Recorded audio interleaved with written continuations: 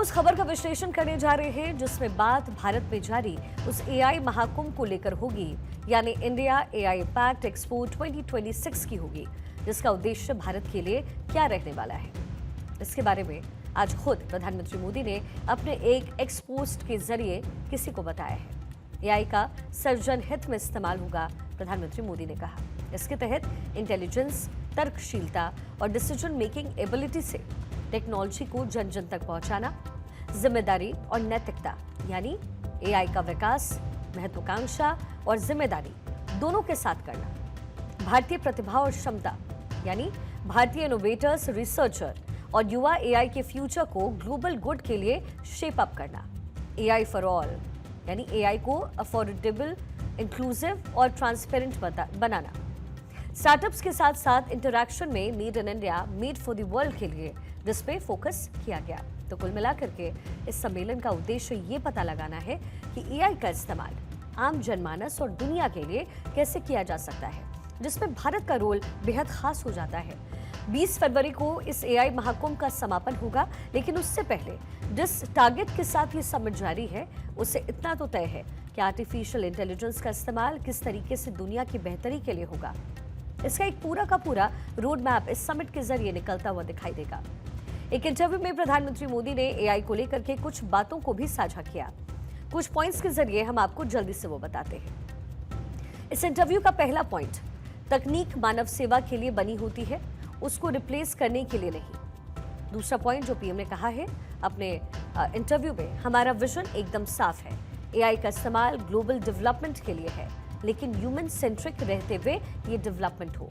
तीसरा, हमारा टारगेट है कि हम सिर्फ सर्विस डिलीवरी में ही नहीं लीड करें, बल्कि दुनिया के लिए एआई प्रोडक्ट और प्लेटफॉर्म को पूरी तरीके से बनाएं।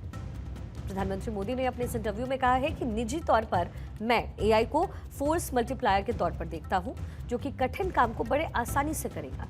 पांचवा पॉइंट, मेरा विजन है कि भारत एआई के मामले में टॉप 3 एआई सुपर पावर बने, ना सिर्फ एआई कंजप्शन में बल्कि एआई क्रिएशन के मामले में भी भारत आगे रहे। साथ ही उन्होंने कहा कि आत्मनिर्भर भारत के लिए एआई का मतलब है कि देश खुद अपने कोड लिखे डिजिटल सेंचुरी के लिए। तो एआई समिट का आज दूसरा दिन था और अलग अलग एआई कंपनियों ने अपने मॉडल्स का प्रदर्शन किया है। अगर कल की बात करें तो खुद प्रधानमंत्री मोदी ने अलग अलग एआई कंपनियों के पवेलियन में जाकर एआई एग्जीबिशन को देखा। यहाँ उन्होंने सभी एग्जीबिशन का एक टूर किया है और उसके हाइलाइट्स को शेयर भी किया है। डबिंग सर, ये एक भाषा में आप बोलेंगे, दूसरी भाषा में आता है। बजट आया इस बार, उसको हमने लाइव डब किया सर। 2 घंटे का बजट हिंदी और कन्नड़ा में लाइव डब है। हिमेटा, देख के बताओ इन मोजे का रंग क्या है? इन मोजे का रंग पीला और काला है।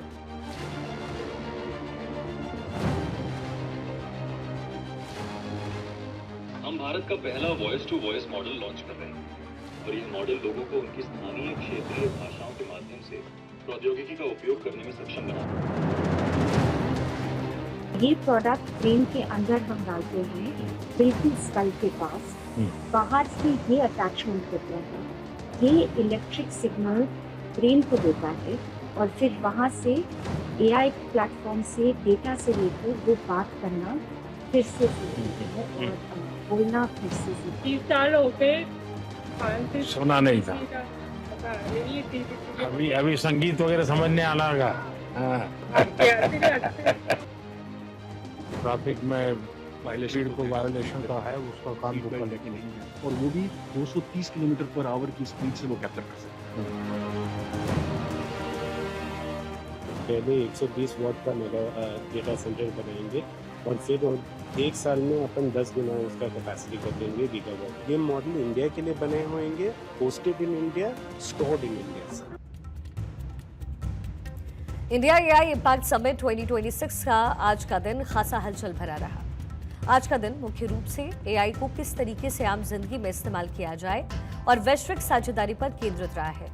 आज के मुख्य लॉन्च और एआई शोकेस के बारे में भी आपको बता देते हैं।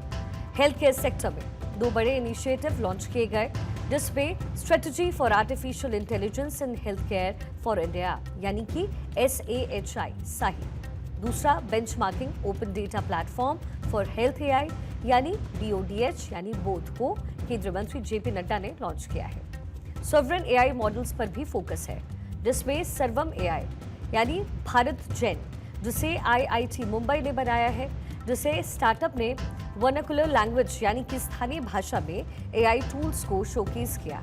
इसके साथ ही कई कंपनियों के पवेलियन में robotic creative AI on device AI के डेमो भी प्रस्तुत किए गए। सेशंस एंड हाइलाइट्स क्या है? वर्ल्ड बैंक, ADB जैसे इंटरनेशनल ऑर्गेनाइजेशन का सेशन इसमें हुआ है, जिसमें AI, energy, finance, life skills education, इसके साथ ही डेटा सेंटर्स जैसे मुद्दों पर भी सेशंस रहे। अडोबी के साथ MIB पवेलियन में the future of film, AI creativity and craft का सेशन हुआ है। केंद्रीय IT मिनिस्टर अश्विनी वैष्णव ने आज एक प्रेस कॉन्फ्रेंस भी की है और इस प्रेस कॉन्फ्रेंस में उन्होंने ये बताया कि भारत कैसे एआई को अपनी अर्थव्यवस्था को मजबूत करने वाला हथियार बना रहा है। अश्विनी वैष्णव ने बताया कि एआई को 5वीं इंडस्ट्रियल रिवॉल्यूशन माना जा रहा है। अगले 2 सालों में भारत में $200 बिलियन से ज्यादा यानी कि 16 लाख करोड़ का इन्वेस्टमेंट आने की उम्मीद है। एआई एक्सपो पब्लिक के लिए ओपन है, जो जिस तरीके से भारत दुनिया को अपनी एआई ताकत दिखा रहा है, इस पूरे समिट के जरिए वो कई सुपर पावर देशों को टेंशन देने वाला जरूर है।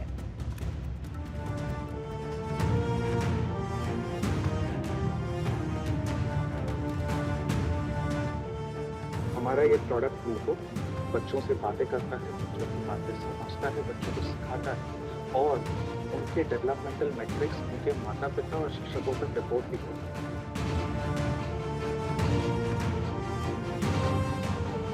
एआई के बारे में देश भर में जानकारी मिले और विशेषकर हमारे किसानों को, MSMEs को, हमारे ग्रामीण क्षेत्रों में रहने वाले नागरिकों को, इसके लिए भारत ने जो सॉवरेन मॉडल्स में काम किया है, इसमें बहुत बड़ा फोकस रखा है मल्टीलिंगुअल मॉडल्स पे,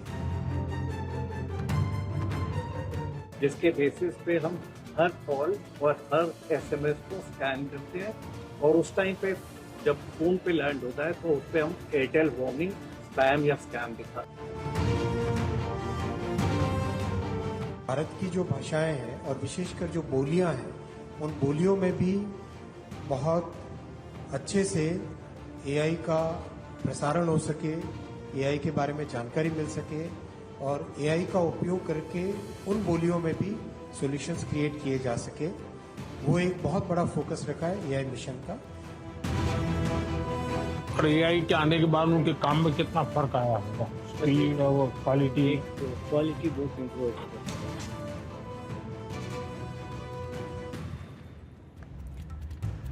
एआई के मामले में आपने देश की एक खासियत को जरूर नोटिफाई किया होगा, नोटिस किया होगा। जब जब दुनिया ने कहा है कि ये तुम्हारे लिए मुश्किल है, तब तब भारत ने वो इतिहास रचा कि दुनिया को भी ये कहना पड़ा कि now nothing is impossible for India. आपको अगर याद हो तो दावोस में IMF चीफ क्रिस्टलिना जॉर्जीवा ने भारत को एआई के मामले में सेकेंड टियर यानी कि दूसरी श्रेणी का देश कहा था। उस समय IT मिनिस्टर अश्विनी वैष्णव ने उन्हें आईना भी दिखाया। लेकिन अब भारत ने इस एआई महाआयोजन को करके उन सभी का मुंह बंद कर दिया और उन्हें ये बता दिया कि भारत का विजन अलग भी है और दुनिया की समझ से परे भी। तो कुल मिलाकर के इस समिट के माध्यम से भारत ने कई बातों को कट एंड क्लियर किया है कि देश में तकनीक की नई क्रांति दस्तक दे चुकी है। तो साफ ये भी हो चुका है कि एआई और रोबोटिक्स अब केवल भविष्य की बात नहीं है, बल्कि आज की हकीकत बन चुके हैं। ऑप्टिकल फाइबर से लेकर के फैक्ट्री, अस्पताल और खेतों तक आर्टिफिशियल इंटेलिजेंस भारत और दुनिया की तस्वीर बदल रहा है और इसी में ऑप्टिकल फाइबर का जिक्र होना जरूरी हो जाता है। भारत में डिजिटल क्रांति की रीढ़ बन चुका है ऑप्टिकल फाइबर नेटवर्क, यानी कि भारत नेट जैसी परियोजनाओं के माध्यम से गांव-गांव तक हाई स्पीड इंटरनेट पहुंचाया जा रहा है। कई कंपनियां एआई आधारित नेटवर्क मैनेजमेंट सिस्टम अब डेटा ट्रैफिक को खुद से कंट्रोल कर रहे हैं, जिससे कनेक्टिविटी तेज और काफी ज्यादा स्थिर हो रही है। तकनीक का ये पूरा संगम ही भारत को आत्मनिर्भर और डिजिटल महाशक्ति बनाने की दिशा में एक बड़ा कदम बनने जा रहा है और इस समिट के माध्यम से इससे बूस्ट मिलना भी तय है। रोबोटिक्स से कैसे किसी चीज़ को असेंबल किया जा सकता है और ख़ास करके आज के दौर में जबकि तकनीक बहुत तेज़ी से आगे बढ़ रही है, एआई उसमें और निश्चित रूप से एडप्ट करने जा रहा है। देख सकते हैं कि आप ये जो महिंद्रा का टेक महिंद्रा का जो एआई सिस्टम है और रोबोट के जरिए कैसे कोई चीज़ असेंबल होती है उसको हम दिखाएंगे। हमारे साथ मौजूद हैं, कैसे ये काम करता है बेसिकली। तो ये क्या करता है कि कोई भी असेंबली या मैन्युफैक्चरिंग सेक्टर में एक पार्ट कैसे असेंबल करना है ये गाइड करता है ऑपरेटर को। सो जैसे ही कोई पार्ट आता है ऑपरेटर के सामने एंड वो पार्ट का उसने मान लीजिए कि जैसे स्कैन होता है वो पार्ट, राइट। सो अभी ये बता रहा है कि कैसे मुझे बनाना है, इमेजेस के साथ वो बताता है। एआई तकनीक से फैक्ट्री इस्टेब्लिशमेंट में भी मदद मिलने जा रही है और हमारे साथ टेक महिंद्रा के हेमंत जी मौजूद हैं। कैसे इसको डेवलप कर सकते हैं, कैसे एआई मदद कर सकता है इसमें? सर, एआई के बहुत सारे कंपोनेंट्स हैं। हम बताना चाह रहे हैं यहाँ पर कि हमारे एक्चुअल फिजिकल इक्विपमेंट्स होते हैं, जैसे कि रोबोट्स हो गए, वर्कर्स हो गए, शॉप फ्लोर पे बहुत सारे इक्विपमेंट्स होते हैं, वो आपस में कैसे इंटरेक्ट करते हैं और हम उनको कैसे अपने वर्कर्स को और एफिशिएंट और सेफ्टी इन्वायरमेंट प्रोवाइड कर सकते हैं। एआई बहुत कारगर साबित होने जा रही है और ख़ास करके जैसा जिक्र किया कि नॉर्थ ईस्ट और वहाँ पर जहाँ की प्रोडक्शन कम है वहाँ पर प्रोडक्टिविटी बढ़ाई जा सकती है। तो एआई के जरिए रोबोटिक व्यवस्था आज कई सेक्टर्स को संजीवनी दे रही है। उद्योग जगत में रोबोटिक्स ने उत्पादन की परिभाषा बदल दी। टाटा मोटर्स और मारुति सुजुकी, टेक महिंद्रा जैसे बड़े उद्योग में एआई संचालित रोबोट्स असेंबली लाइन पर सटीक और तेज काम कर रहे हैं। ये रोबोट 24 घंटे बिना रुके काम करते हैं, जिससे उत्पादन क्षमता बढ़ती है और ह्यूमन मिस्टेक्स में भी कमी आई है। आज एआई हेल्थ सेक्टर से लेकर के कृषि में भी एक अहम भूमिका निभा रहा है। बात अगर हेल्थ सेक्टर की करें तो रोबोटिक सिस्टम कॉम्प्लिकेटेड सर्जरी को अधिक सटीक और सुरक्षित बना रहे हैं। एआई आधारित डायग्नोस्टिक टूल्स एक्सरे और एमआरआई रिपोर्ट्स का विश्लेषण कर डॉक्टर्स को तेज और सटीक निर्णय लेने में भी काफी मदद मिल रही है। जबकि अगर एग्रीकल्चर की बात करें तो एग्रीकल्चर सेक्टर में एआई किसानों का नया साथी बन रहा है। ड्रोन और स्मार्ट सेंसर खेतों की मिट्टी की गुणवत्ता, नमी और फसल की स्थिति का विश्लेषण कर रहे हैं, जिसका सीधा फायदा किसानों को मिल रहा है। एआई को लेकर प्रधानमंत्री मोदी का विजन आज रंग ला रहा है। एआई को लेकर के deep fake, changes in jobs profile जैसी चुनौतियां भी हैं, लेकिन इसके बाद भी एआई का सकारात्मक पहलू दुनिया के लिए जरूरी भी है। और बात अगर देश की करें तो एआई के जरिए वो दिन भी दूर नहीं जब भारत कई तरीके के इतिहास रचेगा, जिसकी शुरुआत दिल्ली में जारी एआई समिट के जरिए हो चुकी है।